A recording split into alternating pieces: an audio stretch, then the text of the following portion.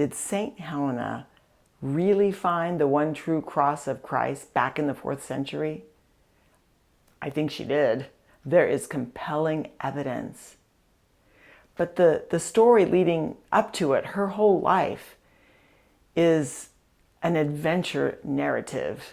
And it includes everything from romance, tragedy, rejection, redemption, great sorrow, great triumph, poverty, riches. But once she becomes a Christian, during the times of persecution, so that's a story too. Once she becomes a Christian, everything has the mark of Christ on her decisions.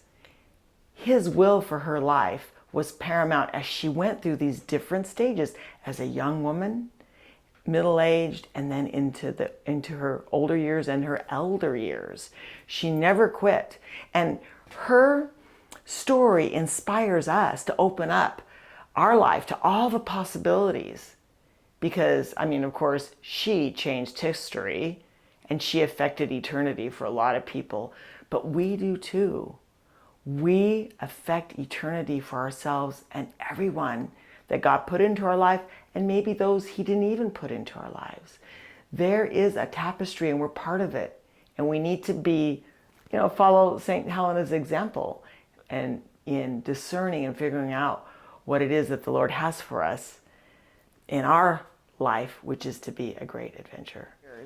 So she was from humble beginnings, and this would have been in the later 3rd century.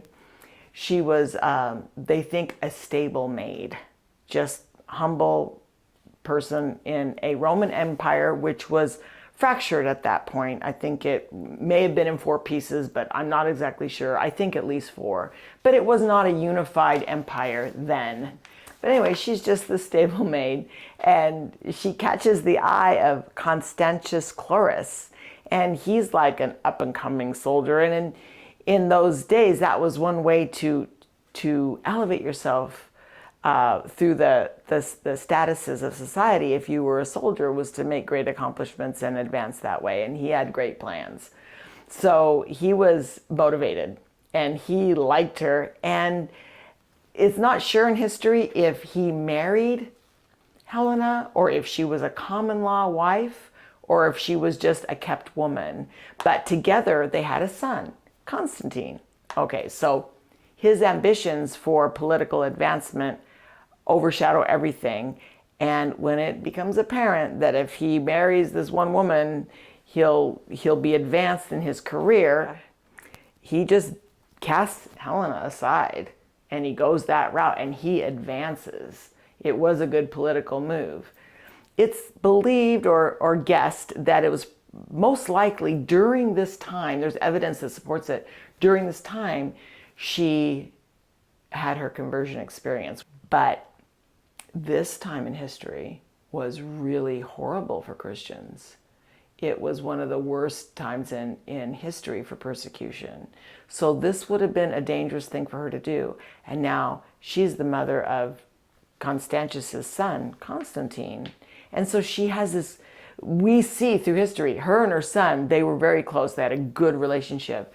So undoubtedly, she tells him about Christianity, but he does not convert. He doesn't. And then as he grows and becomes a young man, he joins his father out in the military field, right? So he follows in his father's footsteps. And then Helena is on her spiritual progress, her spiritual road, and probably hoping the best for her son and having regrets that she got cast aside, but there she is. Sometimes when we're rejected or cast aside, that's a moment for God to work in our lives. We make room for him because we're so desperate. He uses all the opportunities to woo us. Constantine is fairly young, and he's with his father in the field, and his father is the Emperor of the West. His father just gets sick and dies right out in the field. He just dies.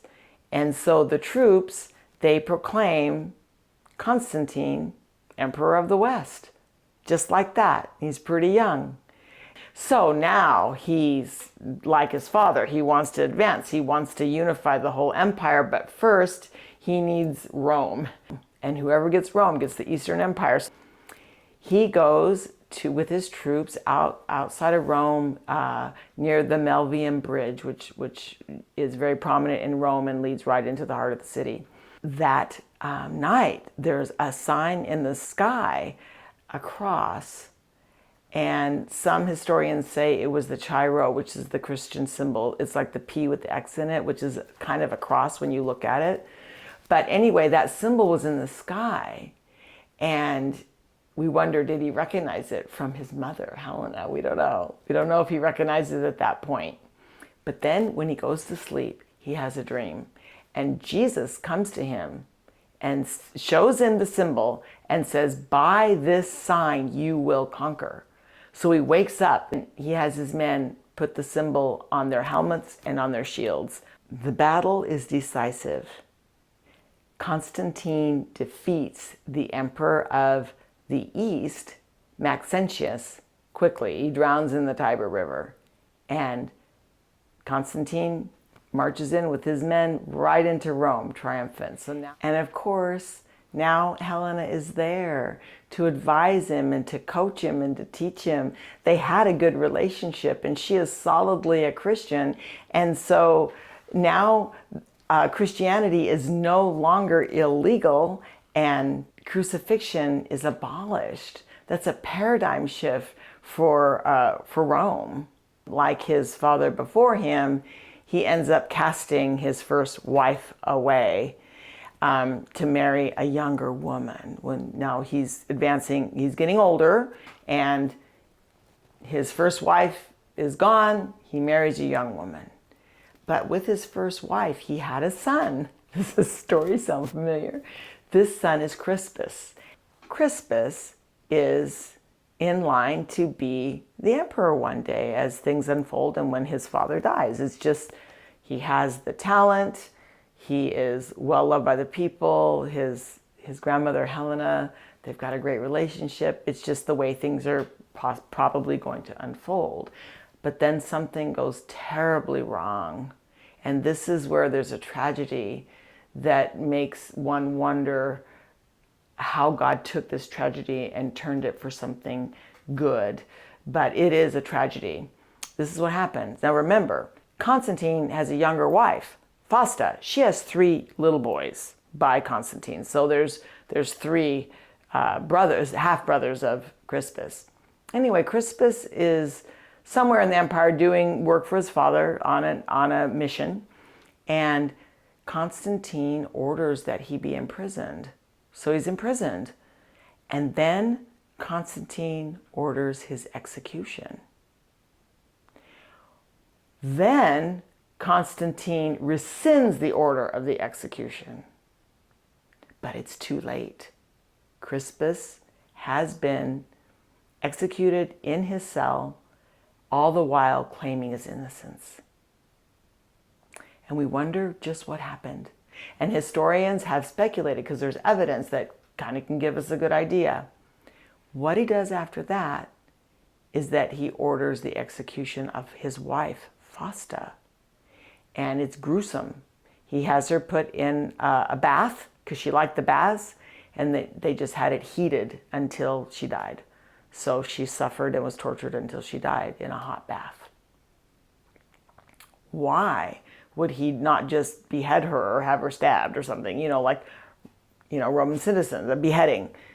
Well, because he was infuriated with her. And the idea is that she may have said something that infuriated Constantine to kill his own son. Like, he raped me or something like that.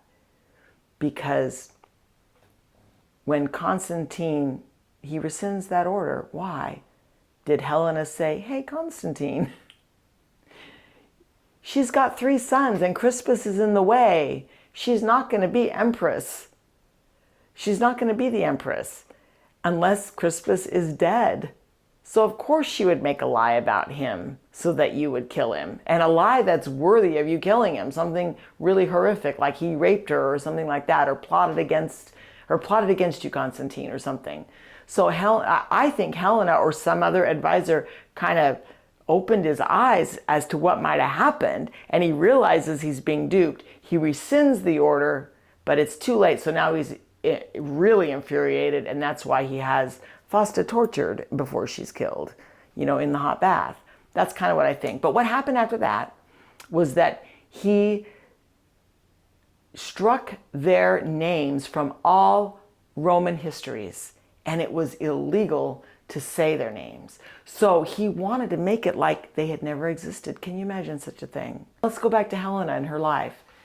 She was a Christian, and the empire was growing in Christianity at an incredible rate. And this was what the ruling family did, this scandal. It could undercut everything. And I know no one was supposed to say the names of Crispus and Fausta, but when you're not supposed to talk about something, I can imagine that was the buzz through the whole empire. So what does Helena do? What can she do? Her grandson is dead. Everyone's talking, undercutting Christianity to save souls on a big scale. So she's doing the only thing she can do. She's looking to the Lord and seeing what is her next mission. At this point in her life, she's pretty old. I mean, lifespans in the 4th century were pretty short, and you could, if you survived childhood, you could live into your 60s, maybe. But she was like close to 80 at this point. So she would be considered very elderly, maybe 95 by today's standards, I would say, I'm guessing. So what does she do? She doesn't say, I'm too old. She doesn't say, oh, too bad. Or she asks the Lord what to do. She's going to make a pilgrimage, and she's going to discover the cross. She's going to find it. And a pretty big goal there, and kind of audacious, pretty big ideas. So she's going to do this, I think, because of inspiration. But it would be a couple of years just to get there, and a couple of years just to get back. And then the time that they're there trying to excavate and find it, it's a big grueling thing for somebody who's quite elderly. I don't care if you are the Empress and have the best accommodations of the day. It was still 4th century. And so it was really a grueling trip. And along the way, Eusebius records her efforts. She visited the poor. She released prisoners from the servitude of the mines. She clothed the naked. She fed the hungry. She did good works all the way there and all the way back. This is recorded in history. And she does discover the one true cross. She comes back to Rome, and she dies with Constantine right by her side because he loved his mother, But what drove her? All these souls that could be lost by empire losing Christianity in its infancy. Also, she was worried about her son Constantine. He had committed horrible mortal sins. He'd murdered his own son and his wife. I mean, there's all these things. So Helena just does what she thinks God wants her to do, and she dies. And she dies before she sees Constantine's complete conversion. He does end up converting, and he wants baptism in the Jordan River, but his health fails him later in life, and he has to be baptized right in Rome, I believe, maybe Constantinople, but I'm not sure. But he doesn't get to go to the Holy Land for his baptism. But there's many parents who will die before they see the conversion of their child, or before they know what happened at that moment of death when God's mercy is shown to them. They won't know until they get to the other side. And so, St. Helena is kind of gives us hope that way at every stage of life, because she went through all those stages, when she was a young woman with Constantius, and then her conversion, and those very risky times to be a Christian, and then seeing her son rise to power and becoming the Empress, and then her grandson being murdered, and all of that. That at every stage of life, and all the dysfunctions and all the joys too, that the Lord has something in mind for us. and that we never retire from being a Christian. Saint Helena, pray for us.